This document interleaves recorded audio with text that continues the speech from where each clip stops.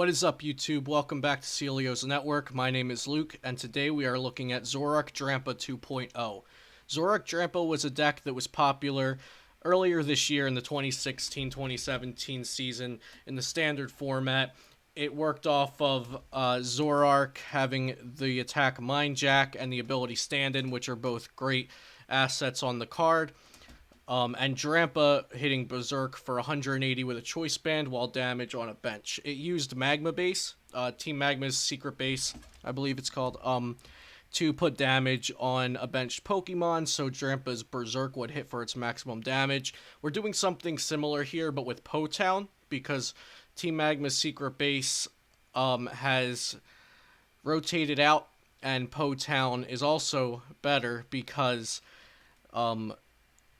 we have a lot of Stage 2 decks in the format right now, and Po-Town can punish them for evolving if it stays out long enough. So, let's get into the deck. We're starting out with 3 Drampa GX.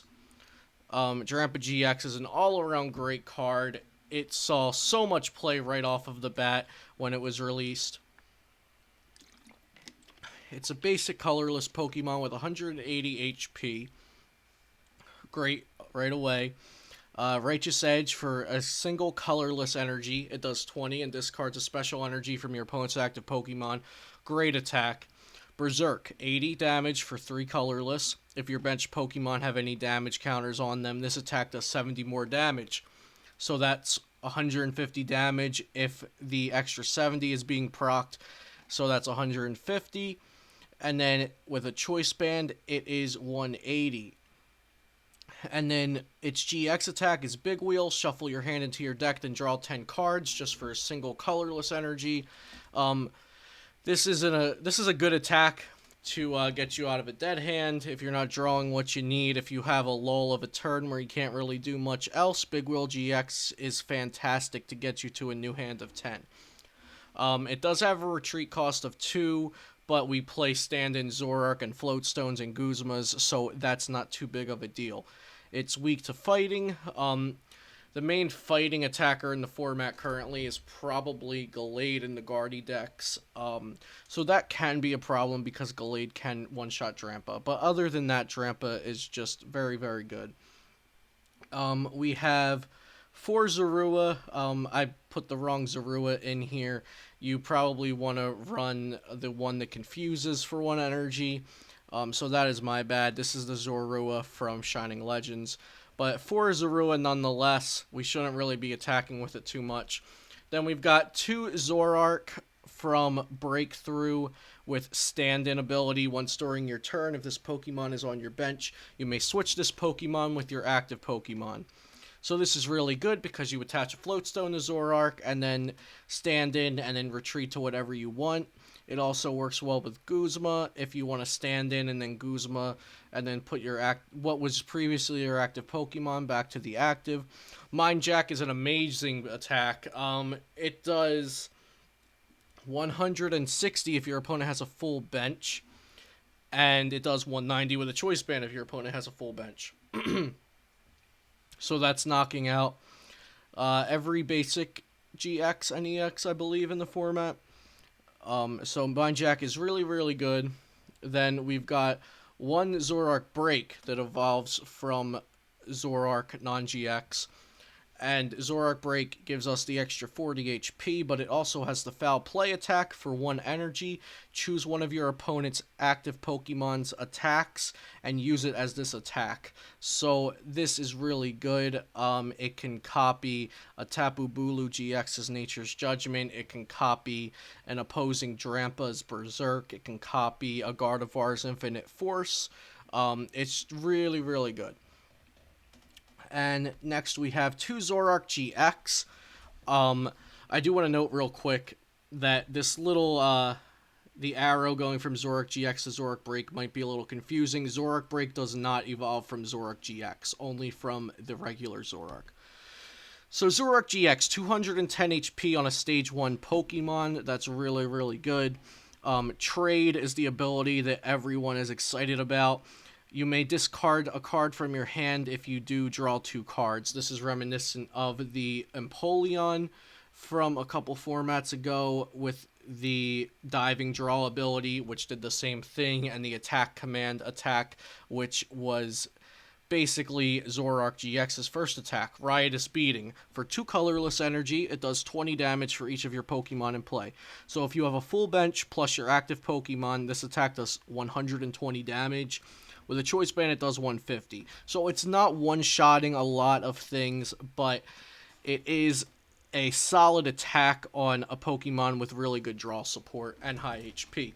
Trickster GX is really good. Choose one of your opponent's Pokemon's attacks and use it as this attack. So you can choose any attack on your opponent's field and use it. It does not have to be the active Pokemon like Zoroark Breaks Foul Play attack has to be.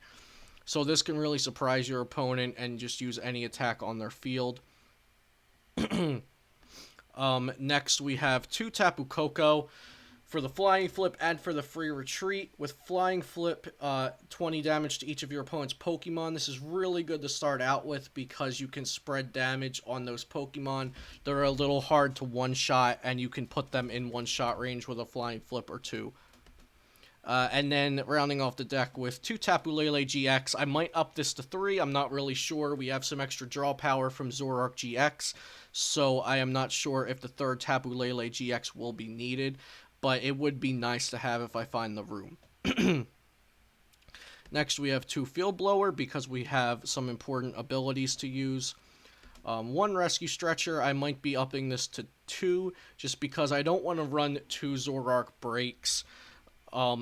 But Rescue Stretchering as Zoroark Break Back could be really, really nice. And you might want to do that multiple times in a game. 4 Ultra Ball, pretty standard. 3 Po-Town, whenever any player plays a Pokemon from their hand to evolve one of their Pokemon, put 3 damage counters on that Pokemon. So this hits your opponent's evolutions and your own evolutions. Hitting your own evolutions could be good in a lot of cases because it makes Drampa GX's Berserk do more damage. And this also helps against Gardevoir and other decks with hefty Stage 2 Pokemon.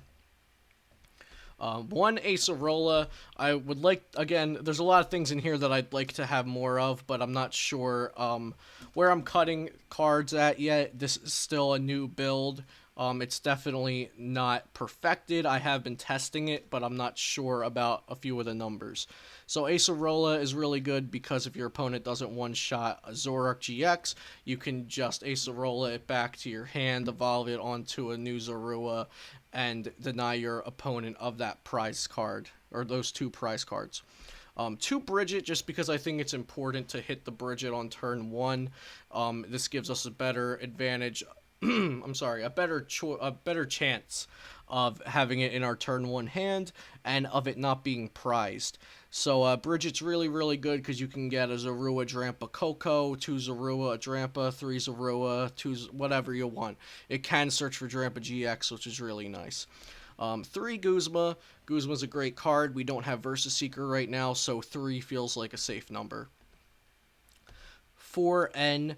I think 4N is just really good because of all the beacon, all the decks using Vulpix with beacon to search for 2 Pokemon, the Guardians using Sylveon's Magical Ribbon to search for 3 cards, the Metagross using Algorithm to search for 5 cards. I think N's important to have. This is where the deck gets a little interesting. I'm running 3 Professor Kukui. So I'm not a huge fan of Kukui on a basis for most decks, but I think Professor Kukui could potentially put in some work here. Since you're not one-shotting some of the bigger Pokemon, I think Professor Kukui could help with some of that math. So Professor Kukui and Tapu Koko's Flying Flip, Choice Band, with all of this, you could be seeing some better math with Zoroark GX and regular Zoroark's attacks. Plus, it draws you 2 cards, and then you can trade Zoroark GX's ability for another 2 cards. So, I think Professor Kukui could be good here, so that's why I'm trying it out. It has been working for me in testing. If it continues to work, we will see. And then 3 Professor Sycamore. 3 to 4 Professor Sycamore is pretty standard, I think. 4 Choice Band, so we're always hitting EXs and GXs for the maximum amount, the maximum amount of damage. I always want to see this on my attacker when I'm attacking a GX or EX, so 4 is the way to go. 2 Floatstone. I would like 3, but since we have the Free Retreat Tapu Koko and 3 Guzma, I think we'll be okay with just 2 for now, but I could be wrong. We'll see how it goes. And then for energy, we have 4 double colorless energy and 4 darkness energy. I'm sorry, 8 darkness energy. Yeah, 4 double colorless and 8 darkness energy. So, like I said, I've been playing with this deck a bit. It seems really consistent. It seems a little underwhelming with the attack powers, but hopefully Kukui and Choice Band and Koko will fix that. And also Po-Town can add some damage in there as well. I think it's been a really fun deck to play so far. It's probably considered a rogue deck at this point. I don't think this is floating around too much. But since Zoroark Drampa was already an archetype, I could see a lot of people trying this out with the new Zoroark GX. I think Zoroark GX is a really cool card. It's fun to play. It adds consistency with its drawing. It has a nice HP. So, yeah, go ahead and give this deck a try and let me know what you think. Let me know if things are working, if they're not working, if you need more of one card, if there's one matchup that looks really bad, if what matchups are really good. Just give me some feedback. And also let me know what other decks you want to see me, what other deck lists you want to see me make with the new Zoroark GX. I will probably be uploading some PTCGO battles with this deck in the next week. I'll try to upload at least 2 or 3 to showcase the deck in battle and how it works against the meta. So I hope you enjoy this deck list and enjoyed this video. Subscribe if you did, and I'll see you next time here on Celio's Network.